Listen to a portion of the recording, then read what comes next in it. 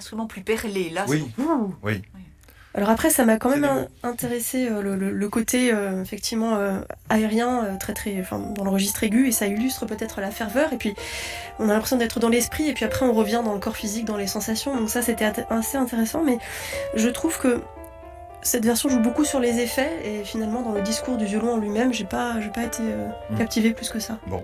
Il faudrait voir aussi sur l'ensemble, sur la durée de l'œuvre qui fait presque, bah, bien sûr. presque 2 heures. Bien sûr, bien sûr. Comment... Ah mais ça Philippe, c'est toujours le problème de l'émission. Ben oui, je sais. C'est ce que vous voulez, on est au début, au milieu, on va aller à la fin, et on se fait une idée, bien sûr, de la Exactement. version. Alors, on supprime une version. Emmanuel Chulani, est-ce que vous avez fait votre choix? Je crois la F. La F. Philippe? La B.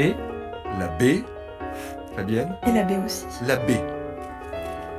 La B, c'est une version enregistrée en 2011 par Fabien Roussel, Ah, Oui. paru chez Bayard Musique. ouais, très belle. Ah ouais. Très belle version. Oui, oui. Bon. Nous allons terminer l'écoute en retrouvant le violon seul, cette fois dans l'Ange gardien de la Passacaille, dans 3 versions, les versions A, D et F.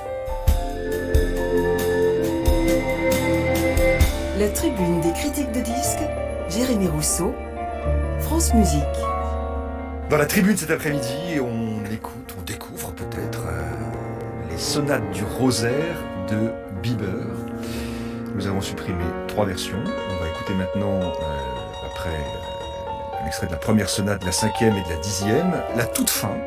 C'est la seule pièce qui est écrite pour violon seul, c'est une passacaille, et c'est vraiment la fin qu'on va entendre, c'est-à-dire que c'est à peu près, je dirais, le milieu de la passacaille dans lequel nous allons commencer, ce qui